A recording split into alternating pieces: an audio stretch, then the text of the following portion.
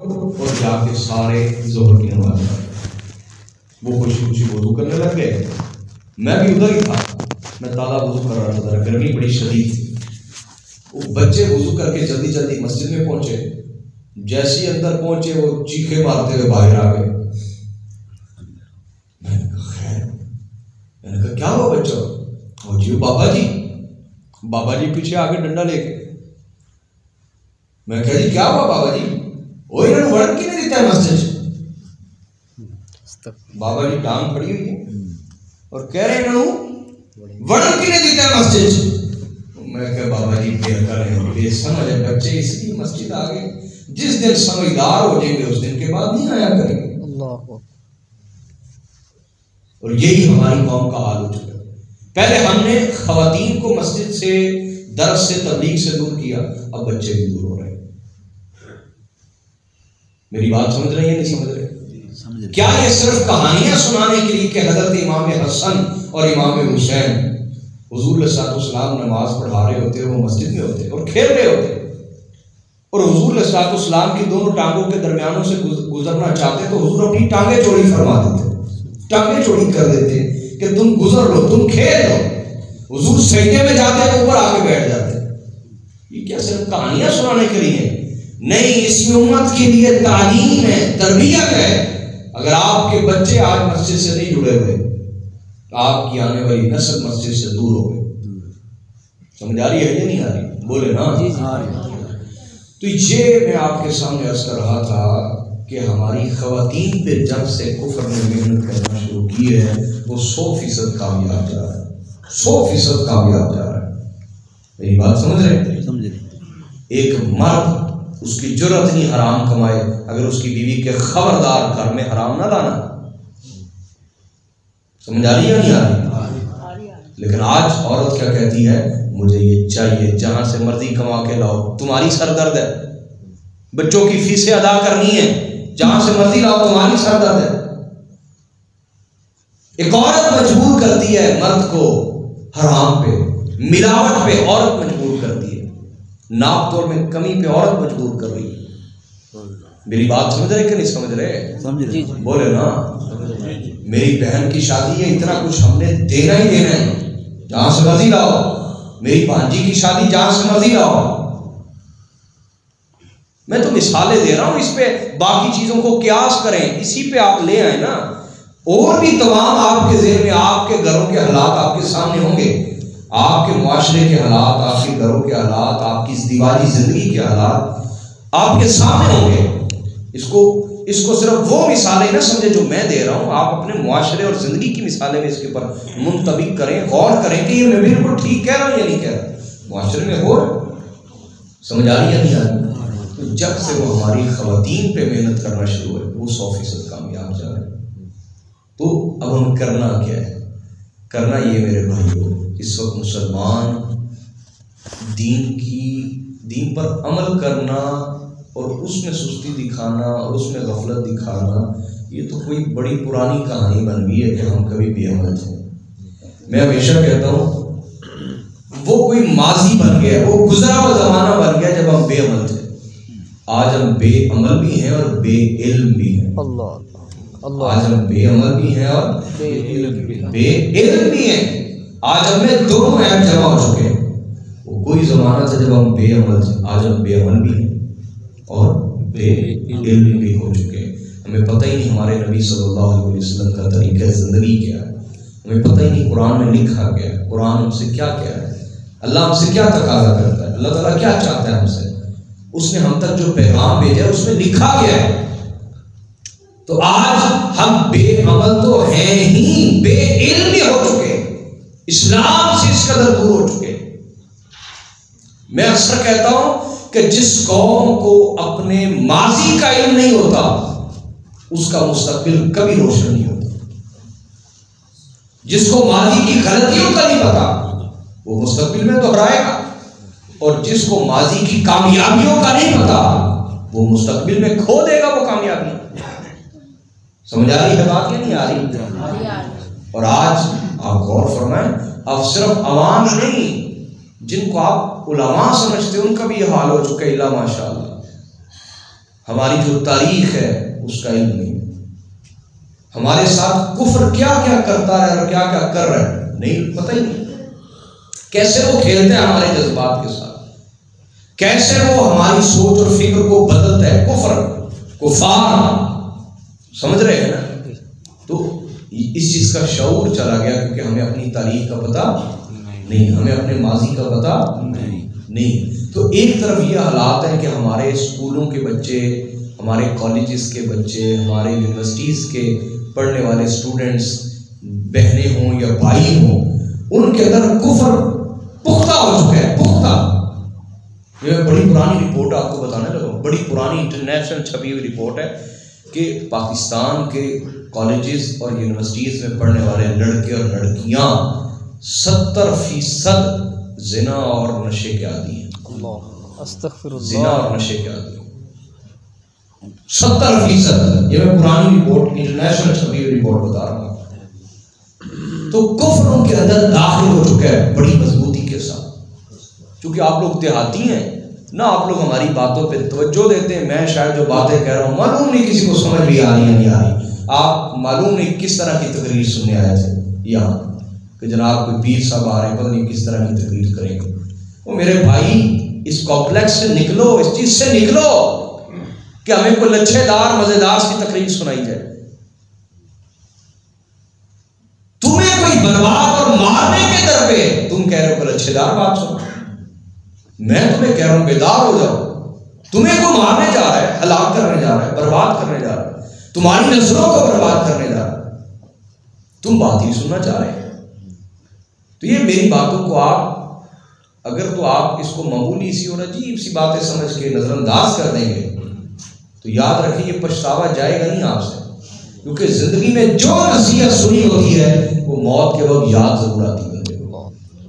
اگر اس پہ عمل کیا ہو تو خوشی ہوتی ہے کہ اللہ تیرا شکر ہے میں نے اس پہ عمل کر لیا تھا، آج مجھے اس کا فائدہ ہو رہا ہے۔ اور اگر اس نصیحت پہ عمل نہ کیا گیا ہو تو اللہ کے عذاب سے پہلے یہ جو اندر کا عذاب شروع ہوتا ہے نا، پچھتاوا انسان کے اندر کا عذاب ہے، یہ قبر کے عذاب سے پہلے شروع ہو جاتا ہے۔ اندر کا عذاب پچھتاوا یہ انسان کو رہ کے مارتا ہے، رہ کے مارتا ہے۔ حتیٰ کہ ہم تو بہت بڑی باتیں کریں نا، حضور علیہ السلام نے تو یہاں تک ارشاد فرمایا، آپ نے فرمایا جو لوگ کسی محفل میں بیٹھے، محفل سے مراد صرف مسجد والی محفل نہیں، آپ کے بیٹھک کی محفل بھی، آپ کی دکان میں کچھ لوگ جمع ہوئے وہ بھی ایک محفل ہے، محلے میں چند لوگ جمع ہوئے وہ بھی ایک محفل ہے۔ سرکار نے فرمایا کچھ لوگ جو محفل میں بیٹھے اور اس میں انہوں نے اللہ کا ذکر نہ کیا اور مجھ پہ درود نہ بھیجا، اگر وہ جنت میں بھی چلے گئے وہ لوگ، تب بھی وہ محفل ان کے لیے حسرت اور پچھتاوا بن کے رہ جائے گی۔ جنت میں ہر سکون ہے، کوئی سزا نہیں، لیکن جو اندر کی سزا ہے نا پچھتاوا، یہ جنت میں بھی رہے گا۔ اندر کی سزا پچھتاوا، پچھتائیں گے کاش اس محفل میں اللہ کا ذکر کر لیا ہوتا، حضور پہ درود و سلام بھیج دیا ہوتا۔ میری بات آپ سمجھے کہ نہیں سمجھے؟ تو حضور نے تو یہاں تک فرمایا کہ دو بندے اکٹھے ہو تو وہ بھی اپنی گفتگو کو ضائع نہ کریں، وہ اپنی محفل کو ضائع، کچھ اللہ کا ذکر کر لیں، کچھ اللہ کی طرف توجہ کر لیں، کچھ اللہ کی بات کر لیں، اللہ کی دعوت دے لیں، مجھ پہ درود بھیج لیں، درود و سلام بھیج لیں۔ حضور تو یہاں تک فرما رہے ہیں کہ دو بندے بھی اکٹھے ہو جائیں تو لازم ہے کہ اللہ کا ذکر کرے اور مجھ پہ درود بھیجے۔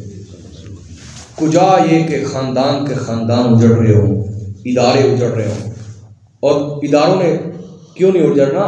جب وہ اساتذہ کے اندر انہوں نے کفر میں اپنی سوچ پیدا کر دی۔ جب ایک استاد اندر سے مسلمان نہیں ہے، اس کا نام محمد ہے یا علی ہے یا ابوبکر ہے یا عمر ہے، استاد کا نام اندر سے وہ ایک پورا ایک کافر ہے، یعنی اسے کفر اچھا لگتا ہے، کفر کا کلچر اچھا لگتا ہے، یورپ کی تہذیب اچھی لگتی ہے، یورپ کا کلچر اچھا لگتا ہے، سنت اس کے لیے ایک مذاق والی چیز ہے، سنت کا وہ خود مذاق اڑاتا ہے۔ سمجھ آ رہی ہے نہیں؟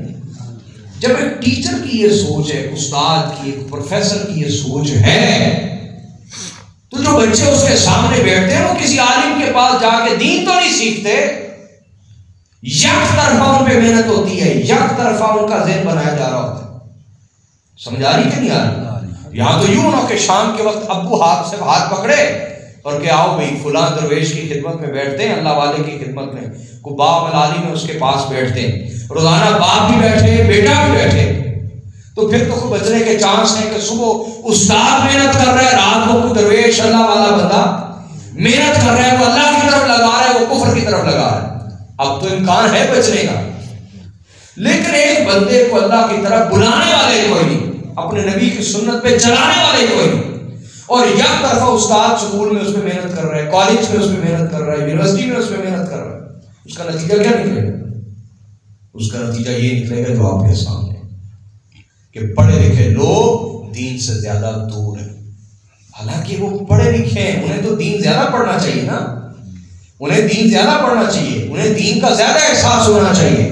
لیکن آپ دیکھیں پڑھے لکھے لوگ زیادہ سیکولر ہیں، زیادہ دین سے دور ہیں، زیادہ دین سے متنفر ہیں، زیادہ دین سے بھاگتے ہیں. کیا وجہ ہے؟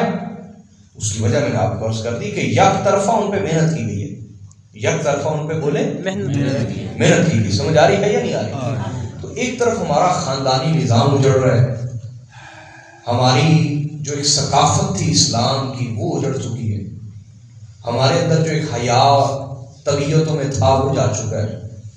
سمجھ آ رہی ہے نہیں آ رہی؟ ایک طرف یہ حالات ہے، رزق حرام کوئی عیب ہی نہیں سمجھا جا رہا، لوگ رشوت اپنی ٹپ سمجھ کے تحفہ سمجھ کے لیتے ہیں، بلکہ تحفہ کیا حق سمجھ کے مانگتے ہیں. حرام حرام اللہ اس کے رسول کے خلاف چیلنج ہے. حرام یہ کوئی معمولی چیز ہے؟ حرام رزق حرام کمانا اور کھانا اتنا عام ہو چکا ہے، ظلم عام ہو چکا ہے، زیادتی عام ہو چکی ہے، اور جو کرتا ہے اسے احساس تک نہیں. وہ کہتا کس سے مجھے پوچھنا ہے؟ کفار والی بولی نا کہ آخرت تو دور ہے، کس نے مجھے پوچھنا ہے؟ جو ظلم کر رہا ہے، جو زیادتی کر رہا ہے. زنا اس قدر عام ہو چکا ہے آپ کے معاشرے میں.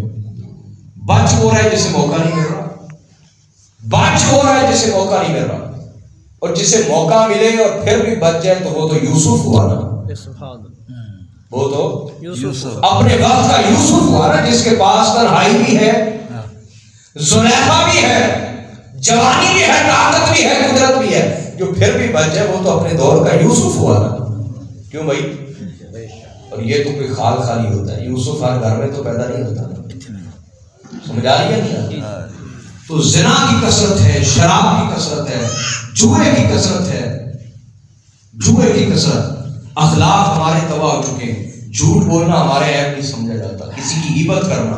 لوگ مسجدوں میں بیٹھ کے غیبت کرتے ہیں، لوگ ممبروں پہ بیٹھ کے ایک دوسرے کے خلاف بولنا شروع ہو گئے اور اس کو عیب ہی نہیں سمجھا جا رہا. اور اب تو سوشل میڈیا آ چکا ہے، اچھے بھلے دانا لوگ جو خود کو علماء کہلاتے ہیں، علماء کہلاتے ہیں، ان میں رواج پیدا ہو چکا ہے، ایک ایک کے خلاف بولتا ہے، وہ پوسٹ چڑھتی ہے یوٹیوب پہ، فیس بک پہ، وہ اس کے خلاف بولتا ہے. جنہوں نے اس قوم کے اخلاق بچانے تھے وہ خود اخلاق تباہ کرنے لگ گئے، الا ماشاء اللہ، سوائے کچھ اہل حق لوگوں کے جو ابھی بھی اپنے پر ضبط رکھے ہوئے ہیں اور اخلاق پر قائم ہیں. سمجھ آ رہی ہے نہیں آ رہی؟ تو یہ حالات بنے ہوں جس وقت کہ ہمارا عقیدہ ہمیں پتہ ہی نہیں، ہمارا عمل برباد ہو چکا، اخلاق تباہ ہو چکا، ہماری ثقافت تباہ ہو چکی، بگڑ چکی، اور ہمارے بچوں کا دینی مستقبل کوئی نہیں. ہماری بچوں اور بچیوں کا کوئی دینی مستقبل نظر نہیں آ رہا.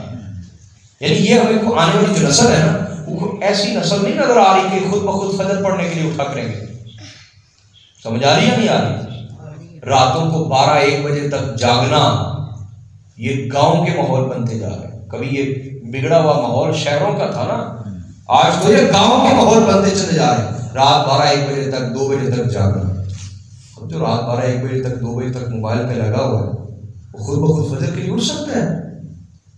تو باپ 2-4 گالیاں دے ڈانٹتا ہے، بڑی مشکل سے بندہ تنگ ہو کے وہ لڑکا اٹھنا ہوتا ہے، اور جس دن یہ اٹھانے والا چلا جائے گا پھر کون اٹھے گا؟ جب یہ خود نہیں اٹھیں گے ان کی اولادیں کہاں سے اٹھیں گی؟ تو خدا کے لیے جب یہ حالات ہمارے سامنے، اور ہمارے علماء ان میں سے بہت کم ہیں جو اللہ والے ہیں، جو باپ ہیں، جنہیں قوم کا درد ہے، جنہیں اس قوم کا درد ہے، جو آپس میں نہیں لڑتے، جو کفر سے لڑتے ہیں، جو آپس میں نہیں لڑتے، جو کفر سے، یہود سے لڑ رہے ہیں، جو ان کی ثقافت اور تہذیب سے لڑ رہے ہیں وہ بہت تھوڑے بہت تھوڑے بہت تھوڑے، باقی سب آپس میں لڑ رہے ہیں اور شہرت کے حریف ہیں، شہرت کے علاوہ یہ کہتے ہیں علماء سو، کیا کہتے ہیں؟ علماء سو، برے علماء سو۔ قرآن نے تقسیم کیا علماء کی، ہر عالم اچھا نہیں، حدیث نے تقسیم کی ہے، ہر عالم اچھا نہیں، جو باول ہے وہ اچھا ہے، وہ حق والا ہے، اور جو فسادی ہے جسے شہرت چاہیے اور عوام کا درد نہیں اس امت کا درد ہے، وہ علماء سو میں سے، کس میں سے؟ علماء سو، برے علماء، فسادی علماء، وہ علماء سو میں سے جس وقت قوم کے اوپر اس طرح کے حملے ہو رہے ہوں اور ہمارے علماء سو آپس میں جگڑ رہے ہوں، لڑ رہے ہوں، ایک دوسرے کے خلاف فتویٰ بازی کر رہے ہوں، تو مجھے بتائیں ایسے میں قوم کا کیا بنے گا؟ میری طرف توجہ کریں۔ اب میں گفتگو کا ٹرننگ پوائنٹ لے رہا ہوں، آپ کو جو چیزیں سمجھانا چاہ رہا ہوں اس طرف جا رہا ہوں۔ دیکھیں ایسے میں اگر آپ یہ کہہ دیں گے یا اللہ ہمارے علماء تو آپس میں لڑ رہے تھے، ایک دوسرے کو، ایک کافر کہہ رہا تھا، ایک گمراہ کہہ رہا تھا، ایک کہہ رہا تھا سنی نہیں ہے، ایک کہہ رہا تھا اسلام سے خارج ہو گئے، ٹھیک ہے، تو ہم علماء سے بیزار ہو کے پیچھے ہٹ گئے، ہم نے کہا یہ لڑیں آپس میں، ہمیں روٹی کمانے دو، ہم تو بس یہ کام کریں گے، کیا یہ عذر اللہ کے چل دیں گے؟ بولے ذرا جواب دے مجھے، کیا یہ عذر قبر میں چل جائے گا؟ نہیں نا۔ اللہ تعالیٰ کی طرف سے واضح جواب ہوگا کہ ان کے اوپر وہ وحی نازل نہیں ہوئی تھی کہ وہ دین کے ذمہ داران ہیں اور آپ دین کے ذمہ داران نہیں، کیوں بھائی اللہ کی طرف سے کچھ سند آئی ہے علماء پر؟ نہیں نا۔ تو دین کی تبلیغ، بنیادی تبلیغ تو ہر مسلمان کی ذمہ داری ہے، بنیادی تبلیغ۔ مثلا ہر مسلمان ایک دوسرے کو نماز کی تلقین کر سکتا ہے کہ نہیں؟ بنیادی تبلیغ کر سکتا ہے نا، بولے نا، ایک دوسرے کے اندر اللہ اس کے رسول کی وفاداری کا جذبہ بیدار کر سکتا ہے کہ نہیں، کہ ہمیں اپنے رب کا وفادار بننا چاہیے، ہم آزاد نہیں ہیں، ہم ایک رب کے بندے ہیں، عبد کس کو کہتے ہیں؟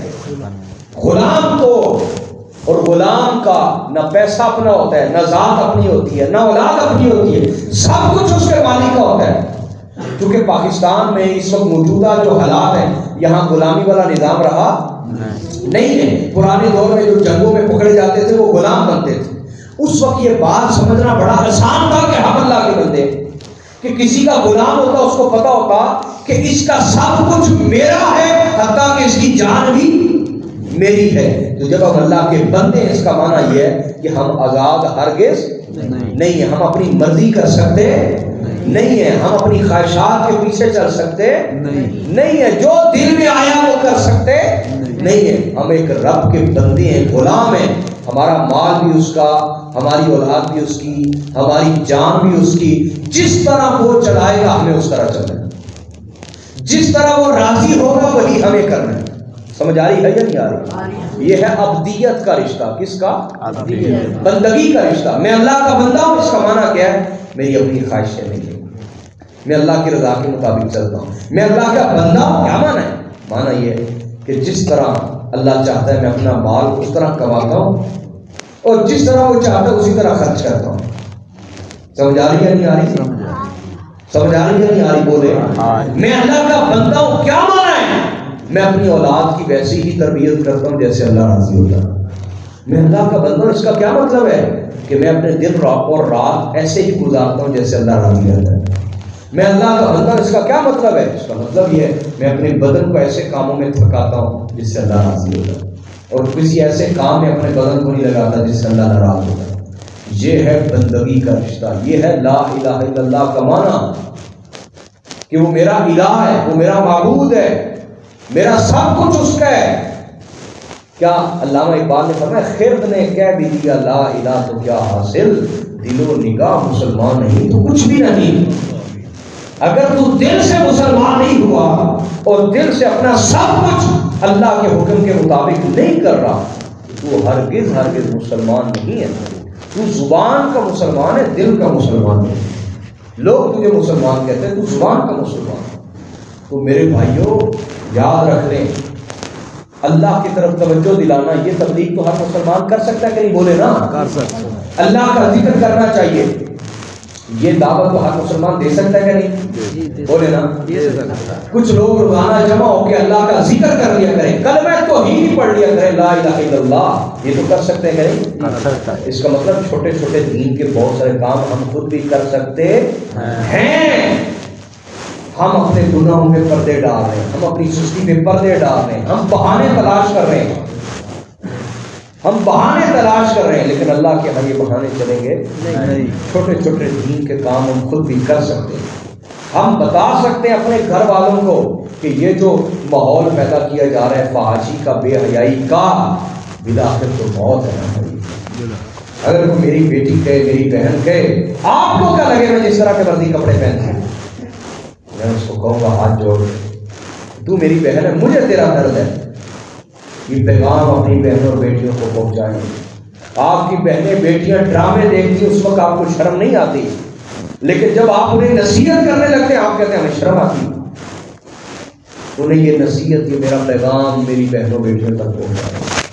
دیکھیں، عورت آزاد ہو جائے مادر فدر قید سے، باپ اور بہن بھائیوں کی قید سے، عورت آزاد ہو جائے، یعنی عورت کی نگرانی کرنے والا نہ باپ ہے، نہ اس کی نگرانی کرنے والا شوہر ہے، نہ اس کی نگرانی کرنے والا بھائی ہے۔ آج ہو رہا ہے نا، اور عورت تنگ ہے، عورت تنگ ہے اس چیز سے۔ یہ سوچ ہماری بیٹیوں میں پیدا کی جا رہی ہے، تعلیمی اداروں کے ذریعے سے، ٹی وی کے ذریعے سے، ڈراموں کے ذریعے سے، سوشل میڈیا کے ذریعے سے۔ آپ تو سارا دن کمانے پہ ہوتے ہیں، آپ کو پتہ ہی نہیں آپ کے بچوں پہ کیا کیا محنت کی جا رہی ہے، موبائل کے ذریعے، ٹی وی کے ذریعے، ڈراموں کے ذریعے، فلموں کے ذریعے۔ اب ایک بیٹی میں یہ سوچ پیدا کر دی گئی ہے کہ یہ تمہارے اوپر بڑی زیادتی ہو رہی کہ تم گھر سے باہر نکلو تو باپ تمہاری نگرانی کرے، تمہاری تو آزاد زندگی نہیں ہے، تم تو آزاد ہی نہیں ہو۔ تمہیں ایک بھائی چھوڑنے جا رہا ہے، ایک بھائی لینے کے لیے جا رہا ہے، تم تو آزاد ہی نہیں ہو، نہ اپنی آزادی سے جا سکتی ہو، نہ اپنی آزادی سے آ سکتی ہو۔ عورت کے اندر یہ احساس پیدا کر دیا گیا کہ یہ ہے زیادتی۔ یہ کیا ہے؟ کہ تمہاری کوئی نگرانی کرے۔ اب میری طرف توجہ کرے اور اپنے گھروں میں یہ پیغام دے، اگر عورت کی نگرانی ختم ہو جائے، نہ باپ نگرانی کرے نہ بھائی نگرانی کرے، اس چیز کا فائدہ عورت کو ہوگا یا معاشرے کے گندے مردوں کو ہوگا؟ بولے ذرا، بولے نا یار، جو سچی گواہی نہ دے سکے وہ گونگا شیطان ہے۔ اس چیز کا فائدہ عورت کو ہے یا معاشرے کے بے حیا مردوں کو؟ بولے سمجھانی کہ نہیں آ رہی؟ بھائی آپ گوشت چھاپر میں لے کے کیوں آتے ہیں گھر میں؟ ڈھانگ کے چھپا کے کیوں لاتے ہیں؟ آپ ہاتھ میں کیوں نہیں گوشت پکڑ کے لاتے ہیں؟ آپ کو پتا ہے دائیں بائیں کتے پھر رہے ہیں گلی میں، وہ گوشت بھی چھین لیں گے، آپ کو بھی کاٹ لیں گے۔ اگر آپ نے گوشت نہیں نہ دیں گے تو گوشت بھی لے جائیں گے، آپ کو بھی کاٹ جائیں گے۔ تو آپ گوشت کو چھپا کے لاتے ہیں نا، بولے نا۔ تو عورت اگر چھپی ہوئی نہیں ہو تو کتے اس میں جپٹیں گے نہیں جپٹیں گے؟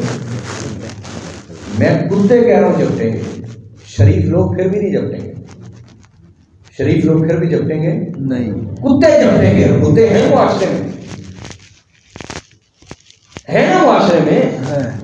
کتنے زنا بالجبر ہوتے ہیں، جبرن لڑکیوں کو اٹھا کر ان کے ساتھ زنا کرتے ہیں۔ جبرن زنا ہو رہے کہ نہیں ہو رہے معاشرے میں؟ ہماری قوم کی بیٹی عدالت کے سامنے اس کے ساتھ جبرن زنا اور آج تک انصاف نہیں ملا اس کو۔ تو جبرن زنا ہو رہے ہیں، کتے تو ہیں معاشرے میں۔ سمجھ آ رہی کہ نہیں آ رہی؟ آ رہی۔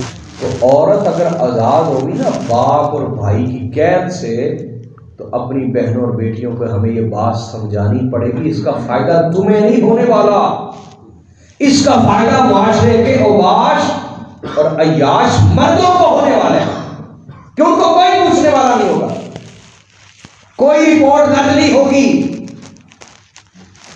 کوئی کیس نہیں چلے گا۔ میں صرف آپ کو ایک سٹی، ایک شہر کی بات بتاؤں، نیو یارک ایک شہر، نیو یارک ایک شہر، صرف شہر کی بات بتانا۔ نیو یارک ایک شہر ہے، 2012 کی رپورٹ سنانے لگا ہوں. آج تو پتہ نہیں کیا حال ہو گیا ہوگا. ہاں میں 2012 آج سے 10 سال پرانی رپورٹ سنانے لگا ہوں. ایک شہر کی نیو یارک، ایک کیا ہے شہر ملک نیو یارک میں فی گھنٹہ 1 گھنٹے میں 7 لاکھ جبرن زنا کے کیس رپورٹ ہوتے ہیں. جبرن زنا، جبرن 7 لاکھ نیو یارک میں. ایک شہر کی بات سنا رہا ہوں.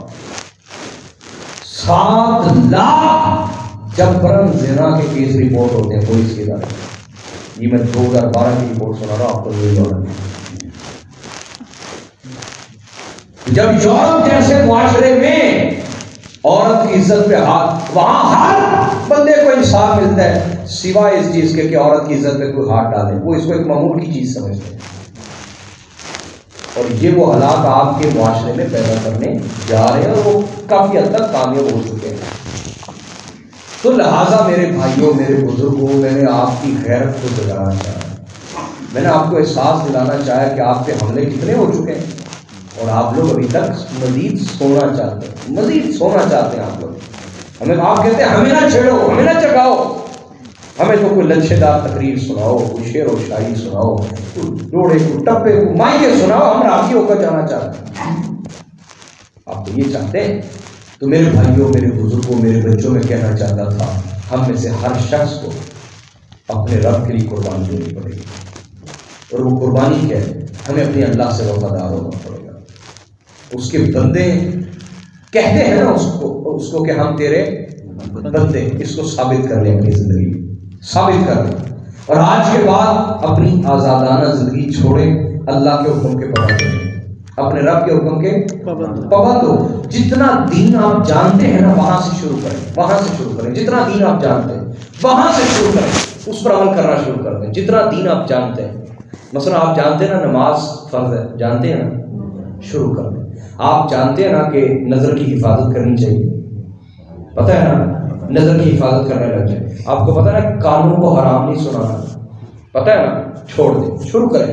جتنا پتہ ہے وہاں سے شروع کریں. آپ کو پتہ ہے نا جھوٹ نہیں بولنا چاہیے، پتہ ہے نا اتنا، چھوڑ دیں. آپ کو پتہ ہے کسی کی غیبت نہیں کرنی چاہیے، چھوڑ دیں. آپ کو پتہ ہے کسی پہ بہتان اور الزام نہیں لگانا چاہیے، پتہ ہے نا، سب کو چھوڑ دیں. خود سے شروع کریں. جتنا دین جانتے وہاں سے شروع کریں. آپ کا حساب لیا جائے گا کم از کم اتنا جتنا آپ دین جانتے ہیں. سمجھ آ رہی ہے نہیں آ رہی؟ شروع کر دیں. آپ کو پتہ ہے نا حرام نہیں کماتے، پتہ ہے نا سب کو، چھوڑ دیں، حلال کمانا شروع کر دیں. آپ کو پتہ ہے کسی کو دھوکہ نہیں دیتے، شروع کریں. آج سے شروع کریں. میری بات سمجھ آ رہی کہ نہیں آ رہی؟ آپ کو پتہ ہے نا اللہ کا ذکر ہر وقت کرتے رہنا چاہیے، بولے نا. آج سے شروع کریں. اپنے رب کو ہر وقت یاد کریں.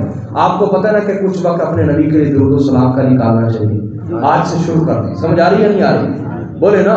آپ کو پتہ ہے نا کہ اللہ نے قرآن میں کہا ہے کہ اپنے گھر والوں کو، خود کو اور اپنے گھر والوں کو دوزخ کی آگ سے بچا لو. دوزخ کی آگ سے بچا لو اپنے آپ کو اور اپنے گھر والوں کو. نہیں پتا تھا تو میں نے بتا دیا. تو آج شروع بات کریں. اپنے گھروں میں ذکر کی محفلیں سجائیں، اپنے گھروں میں درود و سلام کی محفلیں سجائیں. ہر روز چاہے 10 منٹ روزانہ اپنے گھروں میں شروعات کر دیں، ذکر کی محفل کریں. اپنے گھروں میں درود و سلام کی محفل، اپنے گھروں میں اللہ کو یاد کریں. 10 منٹ شروع کرتے ہیں، صرف 10 منٹ، کوئی زیادہ وقت ہے. آپ کے گھر میں روحانی ماحول پیدا ہو جائے گا. 2-4 دن مخالفت ہو سکتی ہے، ابو کی سوچ آپ سے نہیں ملتی، وہ کہیں گے ابو کی تم اکل آ رہے ہیں، تو غصے میں نہیں آنا.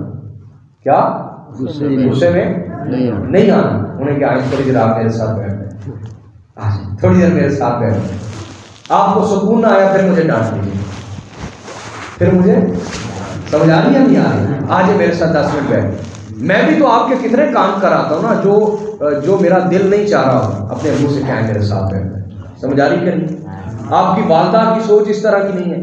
انہیں کہ میں بھی تو آپ کے بہت سارے کام کرتا ہوں جن پہ میرا دل نہیں کر رہا ہوں. آئیں، اگر آپ کا دل نہیں بھی کر رہا میرے ساتھ 10 منٹ آتے بیٹھ جائیں. جس طرح میں ذکر کراؤں گا یہ گھروں میں شروع کریں. درود و سلام گھروں میں شروع کریں. روزانہ اللہ سے معافی مانگنا شروع کر دیں. یہ گھروں میں ماحول شروع کریں. یقین جانے انقلاب آئے گا دینی حوالے سے. آپ کے بچوں کی سوچ بدل جائے گی، آپ کے جوانوں کی سوچ بدل جائے گی، آپ کی بیٹیوں اور بہنوں کی سوچ بدل جائے گی، فکر آخرت پیدا ہو جائے گی، قبر کی فکر پیدا ہو جائے گی، اور احساس ہونے لگ جائے گا کہ کفر اور یورپ ہمارے ساتھ بہت بڑا فریب کر رہا تھا، وہ ہمیں برباد کر رہا تھا، ہمارے اندر فکر آخرت اس نے نکال دی، قبر کی فکر اس نے نکال دی، ہمارے جوان جن کی جوانیاں پکیدہ ہونی چاہیے تھی۔ آئے ایک حدیث نہ سنو رسول اللہ، کیوں بھی سننا چاہ رہے ہیں کہ نہیں؟ میرے نبی صلی اللہ علیہ وسلم نے فرمایا کچھ باتوں سے فائدہ ہو رہا ہے آپ کو؟ کیوں بھائی ہو رہا ہے؟ ادھر میرے بھائی بیٹھے ہیں، فائدہ ہو رہا ہے؟ اچھا، میرے نبی صلی اللہ علیہ وآلہ وسلم نے فرمایا 7 قسم کے لوگ، کتنے قسم کے؟ 7 یذلہم اللہ یوم القیامہ یوم لا ظل الا ظلہ۔ فرمایا 7 قسم کے لوگ ہیں جنہیں اللہ تعالیٰ قیامت والے دن اپنے عرش کا سایہ عطا فرمائے گا، اپنے عرش کا اللہ سایہ عطا فرمائے گا، اور فرمایا اس دن اس کے عرش کے سوا کوئی سایہ نہیں ہوگا، زمین تانبے کی طرح تپ رہی ہوگی، شدید ترین تکلیف اور عذاب ہوگا، جس میں اہل محشر قیامت کے دن جمع ہوں گے۔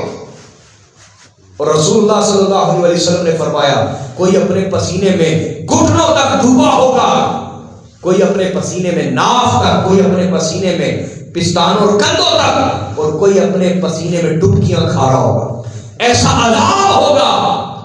لیکن میرے آقا صلی اللہ علیہ وسلم نے فرمایا 7 قسم کے لوگ ہیں جن کو اللہ اپنے عرش کا سایہ عطا فرمائے گا اس دن، جس دن اس کے عرش کے سائے کے سوا کوئی سایہ ہوگا نہیں، اور وہ سایہ معمولی سایہ نہیں ہوگا۔ جیسے گرمیوں کے دن ہو اور آپ درخت کے نیچے کھڑے ہو جائیں، سکون تو وہ بھی بڑا دیتا ہے نا، سکون تو وہ بھی بڑا دیتا ہے، لیکن اللہ کے عرش کا سایہ کوئی معمولی سایہ نہیں ہوگا۔ وہاں کی ٹھنڈک، اے سی کی ٹھنڈک کیا چیز اس کے آگے، اے سی کی ٹھنڈک اس ٹھنڈک کے آگے کیا ہوگی؟ وہاں کا پروٹوکول، وہاں کی عزت، وہاں جو آپ کو اعزاز ملے گا، فرشتے جس اعزاز سے پیش آئیں گے، آپ دنیا کے پروٹوکول بھول جائیں گے۔ کیا بادشاہوں کا پروٹوکول، اس پروٹوکول کے آگے جو اللہ کے عرش کے نیچے آنے والے لوگوں کو فرشتے پیش کریں گے۔ کیوں بھی لینا نہیں چاہتے؟ بولا نا، لینا چاہتے ہیں نا سب، میرے بھائی، میرے جوان، میرے بزرگ لینا چاہتے ہیں نا؟ آئیے پھر میں بتاتا ہوں کس طرح ملے گا۔ میرے نبی صلی اللہ علیہ وسلم نے فرمایا 7 قسم کے لوگوں کو اللہ یہ اعزاز دے گا۔ کتنے قسم کے ہیں؟ 7۔ میرے بچوں، میرے جوانوں، یاد کر لو، یاد کر لو۔ جو موبائل زیادہ استعمال کرتا ہے اس کا حافظہ کمزور ہو جاتا ہے، جو بدنگاہی زیادہ کرتا ہے، نظر سے حرام زیادہ دیکھتا ہے، عورتوں کو دیکھتا ہے، خوبصورت لڑکوں کو گندی نظر سے دیکھتا ہے، عملاً اس کا حافظہ کمزور پڑ جاتا ہے۔ اس لیے آپ چاہتے ہیں میرا حافظہ ٹھیک ہو تو آپ کو چاہیے نظر کی حفاظت کریں۔ یاد کر لیں میری یہ 7 باتیں جو رسول اللہ نے فرمائی صلی اللہ علیہ وسلم۔ حضور فرماتے ہیں پہلا وہ شخص جس کو اللہ اپنے عرش کا سایہ دے گا، ایسا حکمران جو انصاف کرنے والا ہے۔ سبحان اللہ، بولے نا، ایسا حکمران جو انصاف کرنے والا ہے۔ یار ابھی بھی کچھ خاموش، سیکھنے آئے ہیں تو بولے نا، ایسا حکمران جو انصاف کرنے والا ہے۔ اور انسان اپنے بدن پہ بھی حکمران ہے۔ میرے نبی کے چچا حضرت عباس بن عبد المطلب رضی اللہ تعالیٰ عنہ حاضر ہوئے، کہا یا رسول اللہ مجھے حکمران بنا دیں۔ تو میں چچا آؤ میں تمہیں تمہارے بدن پہ حاکم بنا دیتا ہوں۔ سبحان اللہ، تمہیں تمہارے بدن پہ حاکم بنا دیتا ہوں۔ یہ آنکھیں تمہاری عوام رائے ہیں، یہ کان تمہاری رائے ہے، یہ زبان تمہاری رائے ہے، عوام پبلک رائے ہے، اور یہ ہاتھ تمہاری رائے ہے، یہ پاؤں تمہاری رائے ہے، یہ دل تمہاری رائے ہے، عوام ہے۔ ان پر اسی طرح حکمرانی کرو پورے اہتمام سے جس طرح اگر تمہیں اللہ لوگوں پر حکمران بناتا تو تم پورے عدل و انصاف سے ان کے ساتھ حکمرانی کرتے۔ ہاتھوں سے وہ نہ کرو جس سے اللہ ناراض ہو، آنکھوں سے وہ نہ دیکھو جس سے اللہ ناراض ہو، کانوں سے وہ نہ سنو جس سے اللہ ناراض ہو، دل سے وہ منصوبے نہ بناؤ جن سے اللہ ناراض ہو، پاؤں سے ان جگہوں کی طرف چل کے نہ جاؤ جن سے اللہ ناراض ہو۔ اپنے بدن پہ اچھے طریقے سے حکمرانی کرو، اپنے بدن پر انصاف کے ساتھ حکمرانی کرو، انصاف کے ساتھ تم اپنے بدن پہ حکمران ہو، اچھی حکومت کرو اپنے بدن پر۔ تو فرمایا جو اچھا حکمران ہے اللہ قیامت والے دن اس کو اپنے عرش کا سایہ عطا فرمائے گا۔ دوسرا میرے جوانوں، میرے بچوں توجہ کریں، دوسری چیز آپ کے لیے ہے۔ میرے نبی صلی اللہ علیہ وسلم نے فرمایا دوسرا جسے اللہ اپنے عرش کا سایہ دے گا، فرمایا وہ جوان جس کی جوانی اللہ کی عبادت میں گزری۔ کیا عورتوں کا مجنوں بن کے ہی جوانی گزارنا جوانی ہے؟ کیا دنیا کے حسن و جمال پہ مرنا یہ جوانی ہے؟ کیا اپنی جوانی کو تنہائی میں بیٹھ کے گناہوں میں مبتلا کرنا یہ جوانی کا مقصد ہے؟ کیا آنکھوں سے بے حیائی دیکھتے رہنا یہ جوانی کا مقصد ہے؟ کیا موبائل پہ وقت ضائع کرتے رہنا یہ جوانی کا مقصد ہے؟ کیا ٹی وی کے سامنے اپنی آنکھوں کو حرام دکھاتے رہنا یہ جوانی کا مقصد نہیں؟ میرے بھائیوں، پوچھا جائے گا، حساب لیا جائے گا، اور یہ درویش کی صلاح آپ کو یاد آئے گی اگر آپ نے اس پہ عمل نہ کیا۔ یاد رکھیے گا، میرے نبی صلی اللہ علیہ وسلم نے فرمایا اللہ اس کو اپنے عرش کا سایہ دے گا، اس جوان کو جو اپنی جوانی اللہ کی عبادت میں گزارے گا۔ رونے اللہ کے سامنے اور معافی مانگنے جو پیچھے ہو گیا وہ معاف کرنے والا ہے، اور اگر آج بھی معافی نہ مانگی تو موت کی خبر نہیں کب آ جائے گی۔ خدا کے لیے ہوش کے ناخن لیں، کن حالات میں ہم زندگی گزار رہے ہیں؟ کیا ہمیں ان کاموں کے لیے پیدا کیا گیا تھا؟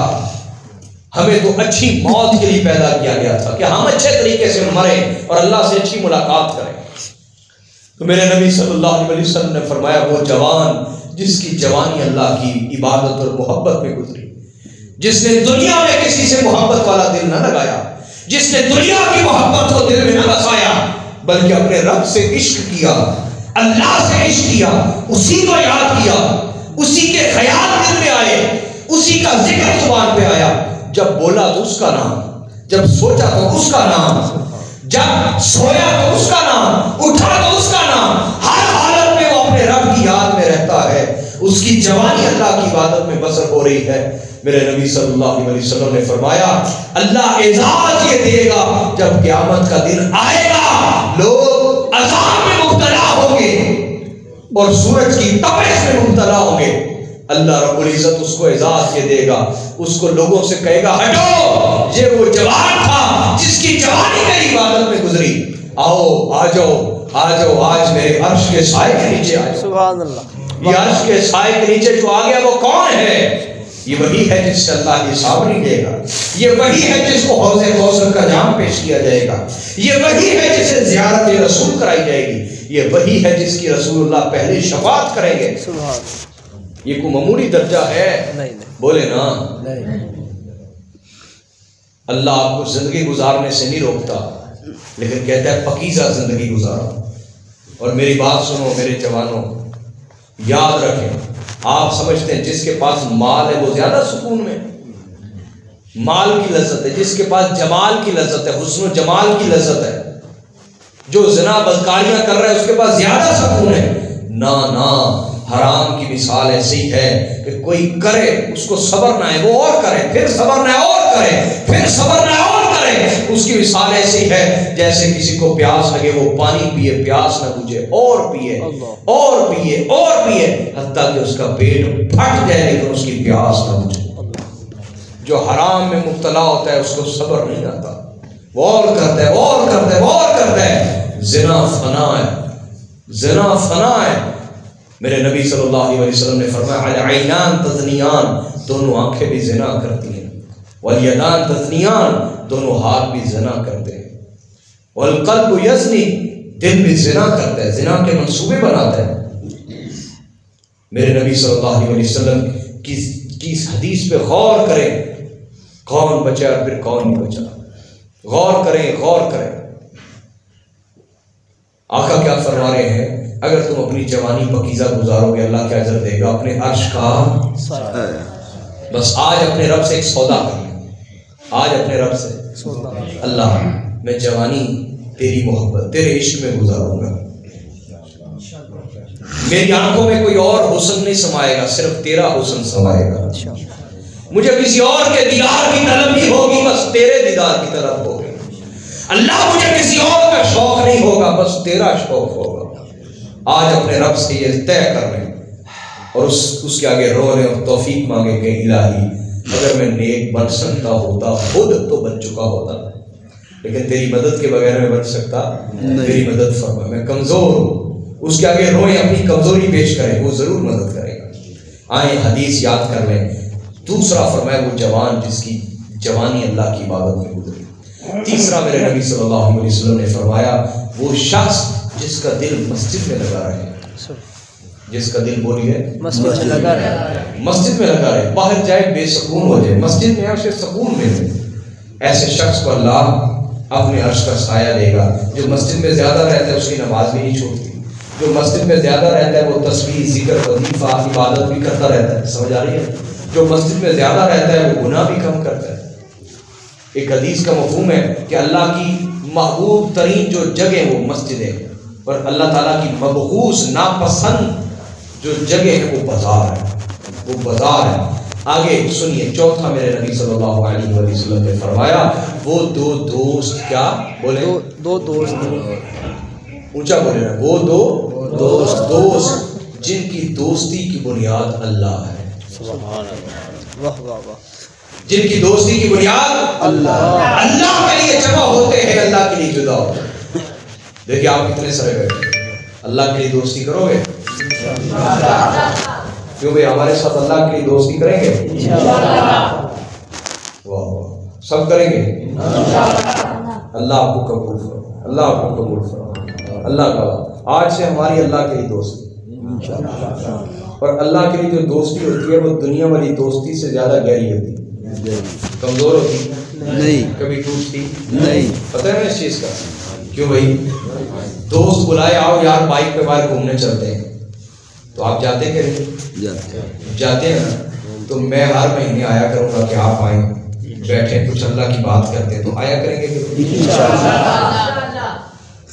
دوست کوئی ذمہ کام لگا دے، اچھا دوست کوئی ذمہ کام لگا دے، آپ کرتے ہیں کہ نہیں کرتے؟ آپ کہتے ہیں یار میرا یار ہے، میں نے دوستی نہیں بانی ہے، کیوں بھائی آپ، تو میں آپ کے ذمہ جو کام لگاؤں گا کریں گے انشاءاللہ۔ تو آپ کے ذمہ یہی لگاؤں گا، جو وظیفے بتاؤں گا وہ آپ نے خود بھی کرنے، دوسروں کو بھی کرائے، اور اس محفل میں برکت ڈالنی ہے، زیادہ سے زیادہ لوگوں تک یہ پیغام پہنچانا ہے، یہ آپ کے ذمہ لگا رہا ہوں، کیوں بھی کریں گے؟ تو آقا صلی اللہ علیہ وسلم نے فرمایا وہ دو دوست جن کی دوستی کی بنیاد کون ہے؟ اللہ ہے۔ وہ آپس میں جو رشتہ رکھتے ہیں کس کے لیے رکھتے ہیں؟ اللہ کے لیے، ملتے بھی اللہ کے لیے، جدا بھی اللہ کے لیے۔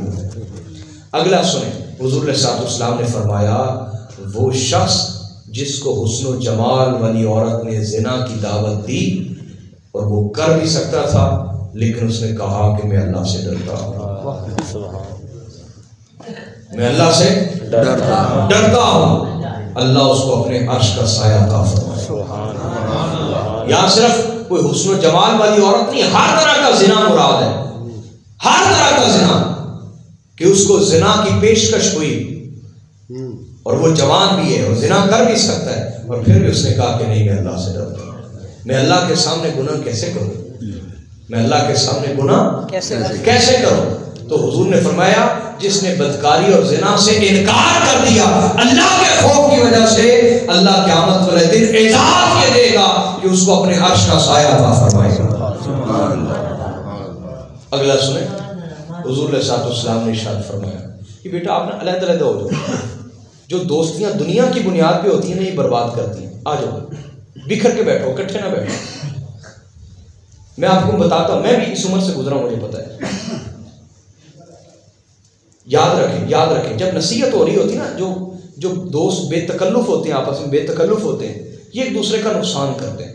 یہ جب نصیحت ہو رہی ہو یہ ایک دوسرے کو دیکھتے ہیں، ہاں سن، یعنی وہ یہ کہہ رہے ہوتے ہیں کہ شاید نصیحت تیرے لیے ہے میرے لیے نہیں، تو یہ دوستی نقصان دہ ہوتی ہے، ایسی دوستی نہیں رکھنی چاہیے۔ یاد رکھ لیں جب نصیحت ہو رہی ہو تو کسی کی طرف نہ دیکھیں، یا نصیحت کرنے والے کی طرف دیکھیں یا اپنے گریبان کی طرف دیکھیں، کسی کی طرف نہ دیکھیں۔ اگر آپ کسی کی طرف دیکھ رہے ہیں اس کا مطلب یہ کہ نصیحت تیرے لیے میرے لیے، تو نصیحت تو سب کے لیے، میرے لیے بھی۔ آپ سمجھ آ رہی کہ نہیں آ رہی؟ بولیں کیوں بھائی سکون مل رہا ہے؟ تھکے تو نہیں ابھی تک؟ آگے سنیں، حدیث مکمل کرتا ہوں۔ حضور صلی اللہ علیہ وسلم نے فرمایا جس کو کسی نے بدکاری کی دعوت دی اور اس نے کہا کر بھی سکتا اور کہے میں اللہ سے ڈرتا ہوں، اللہ اس کو اپنے عرش کا سایہ دے گا، اللہ تعالیٰ اس کو اپنے عرش کا سایہ دے گا۔ اگلا حضور صلی اللہ علیہ وسلم نے ارشاد فرمایا وہ شخص جس نے کسی کی مدد کی، جس نے کسی کی مدد کی اس طریقے سے کی کہ دائیں ہاتھ سے دیا تو بائیں ہاتھ کو پتہ نہیں چلا، سبحان اللہ، دائیں ہاتھ سے دیا تو بائیں ہاتھ کو پتہ نہیں چلا، کسی دوسرے کو پتہ تو بڑی دور کی بات ہے، بیوی بچوں کو پتہ چلنا تو بڑی دور کی بات ہے،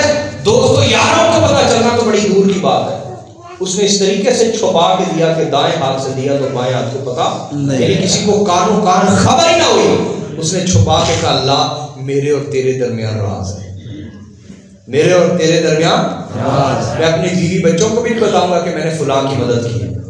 تو رسول اللہ تو ایک عام آدمی کی مدد کا ادب یہ سکھا رہے ہیں کہ اس طرح کرو کہ کسی کو خبر نہ ہو، اور آپ اپنے علماء کی خدمت کیسے کرتے ہیں؟ ایسے بیلے پھینکتے ہیں ان کے اوپر، کیا یہ ادب ہے؟ بولے بھائی نہیں، بولے نا نہیں، اور آپ کے علماء خطیب آپ کو سمجھاتے کیوں نہیں؟ وہ کہتے بعد چکے نے خدمت کرنی، سمجھ آ رہی کہ نہیں آ رہی؟ تو میرے بھائیوں یاد رکھیں، یاد رکھیں، یہ ادب میں سکھا رہا ہوں آپ کو، اس کو سیکھیں گے زندگی میں انشاءاللہ۔ کسی پہ پیسے پھینکنے میں اس کی عزت نہیں ہے، کسی پر پیسے پھینکنے میں اس کی عزت نہیں، کوئی جائے کہ وہ عالم ہو مبلغ اور آپ اس پہ پیسے پھینک رہے ہیں، آپ لوگوں کو دکھا رہے ہیں کہ میں کوئی احسان کر رہا ہوں، خدمت کر رہا ہوں۔ حضور تو عام آدمی کا خدمت کا ادب یہ سکھا رہے ہیں کہ دائیں ہاتھ سے دو تو بائیں ہاتھ کو پتہ نہ چلے، اور آپ علماء کی خدمت اس طریقے سے کرتے ہیں کہ پوری محفل کو دکھا رہے ہوتے ہیں، ان پہ بیلے پھینک رہے ہوتے ہیں۔ مجھے پتا یہ بات جن پہ پیسے پھینکے جاتے ہیں وہ آپ کو کریں گے نہیں، وہ کہیں گے یار نا بات چکڑے دے رہے ہیں، سمجھ آ رہی کہ نہیں آ رہی؟ تو بھائی اللہ کا شکر ہے ہمیں اس طرح کا لالچ نہیں، ہم تو کہتے ہیں بات بھی نہیں، ہم پیسے نہیں آئے آپ سے، لیکن میں آپ کو ادب ضرور سکھاؤں گا کہ کسی کی بھی خدمت کریں تو اس کا ادب یہ ہے کہ دائیں ہاتھ سے دو تو بائیں ہاتھ کو پتہ نہ چلے، سمجھ آ گئی کہ نہیں آ گئی؟ حضور نے فرمایا ان 7 قسم کے لوگوں کو اللہ اپنے عرش کا سایہ عطا فرمائے، سمجھے کہ نہیں سمجھے؟ آئیے میں ایک دو حدیثیں سناتا ہوں پھر ہم اختتام کی طرف چلتے ہیں۔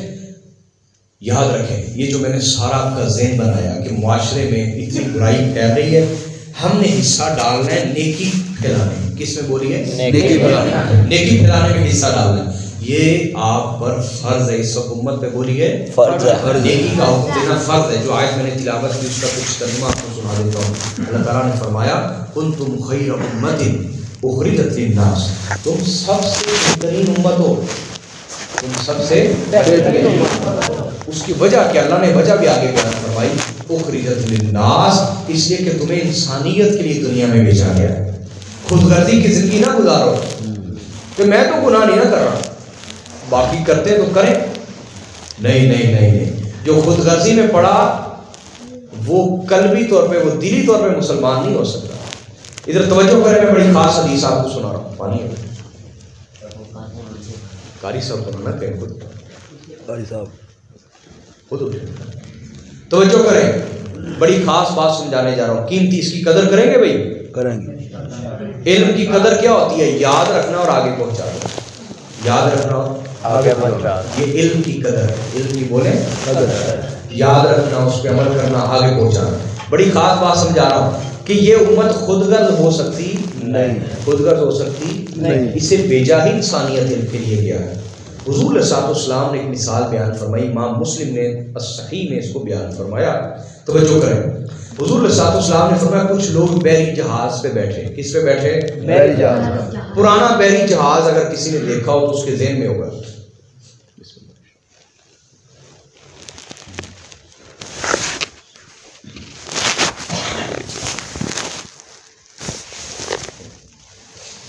توجہ کریں۔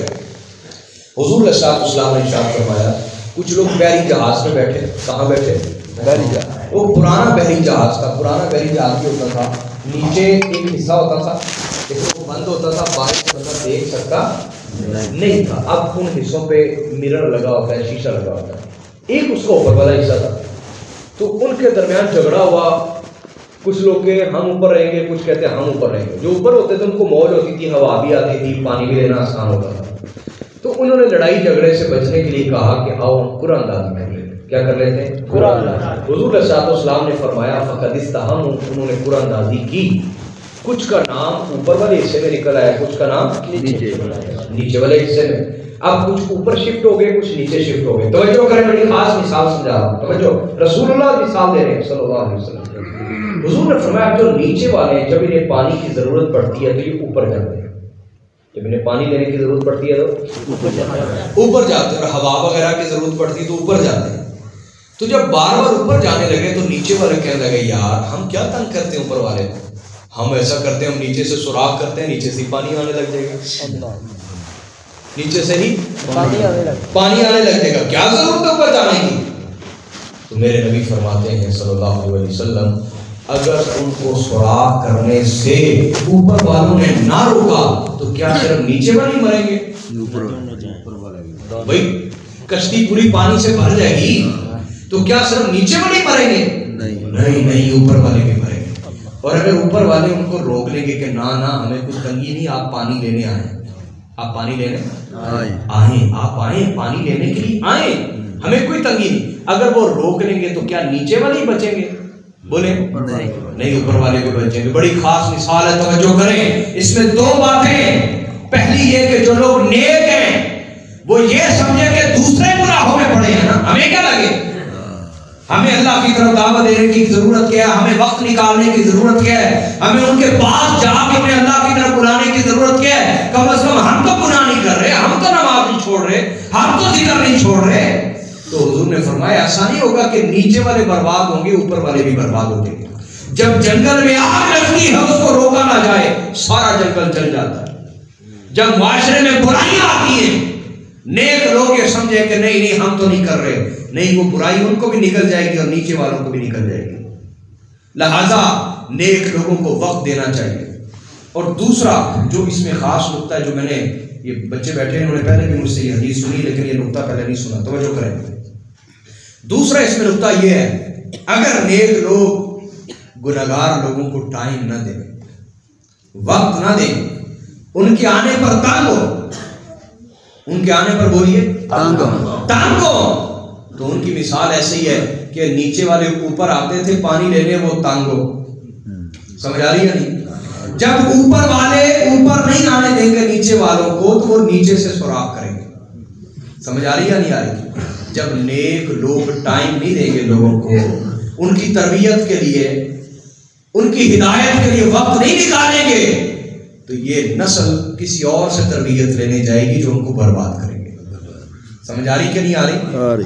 میری ایک ایک بات میں آپ کے لیے بہت بڑی نصیحت ہے اگر آپ اس کی قدر کرنے والے ہوں.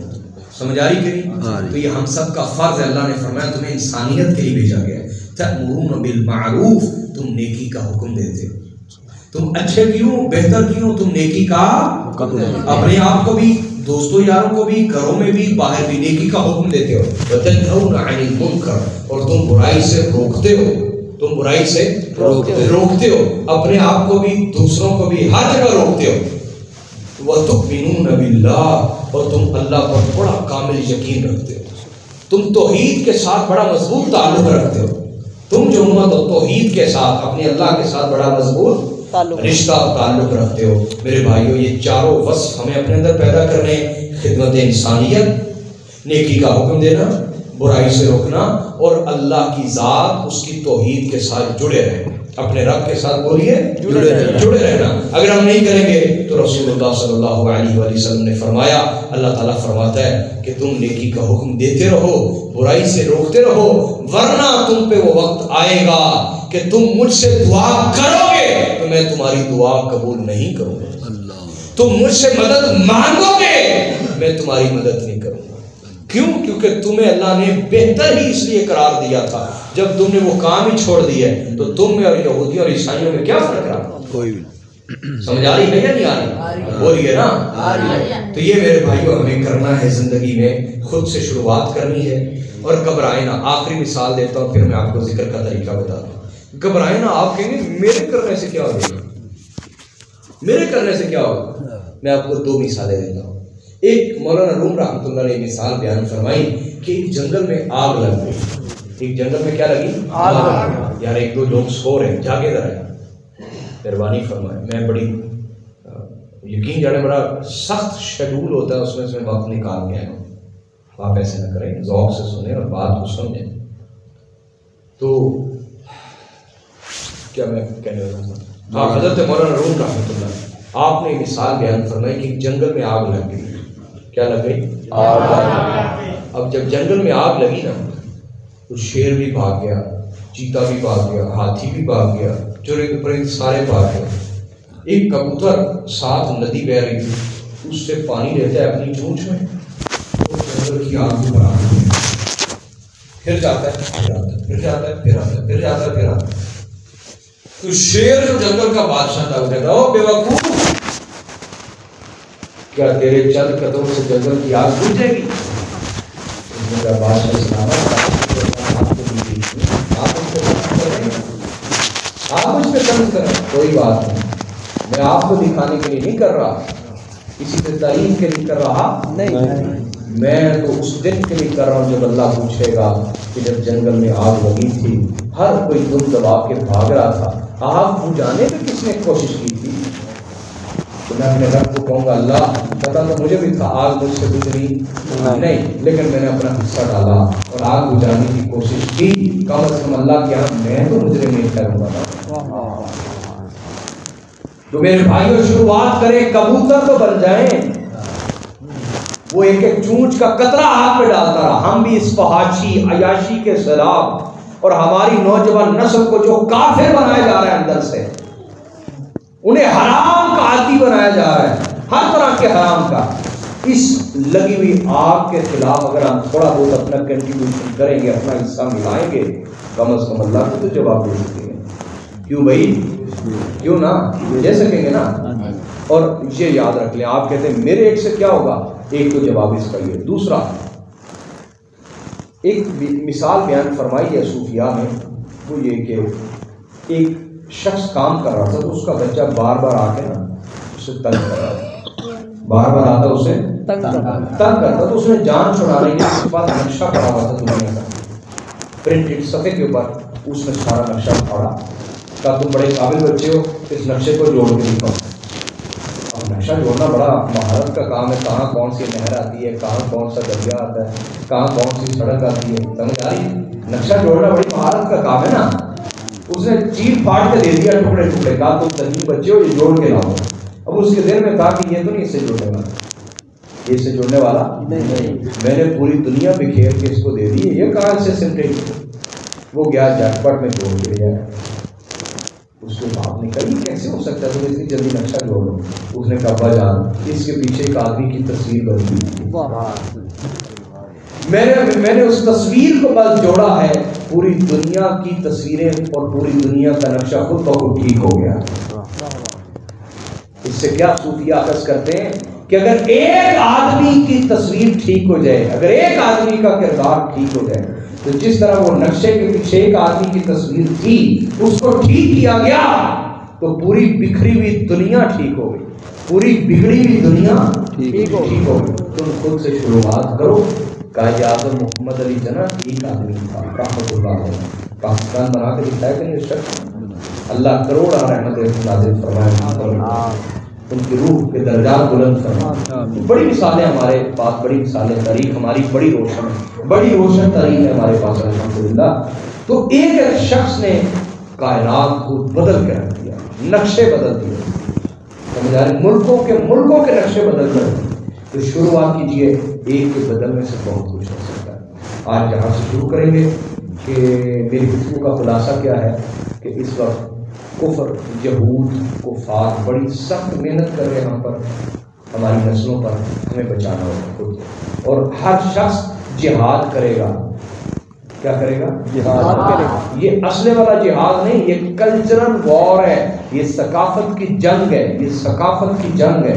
وہ لوگ اپنی ثقافت ہمارے اندر پیدا کر رہے ہیں, اپنا ماحول, اپنے رسم و رواج ہمارے اندر پیدا کر رہے ہیں. یہ رسم و رواج کی جنگ ہے, یہ سنت کی جنگ ہے. ایک کفار کی سنت ہے, ایک ہمارے نبی کی سنت ہے.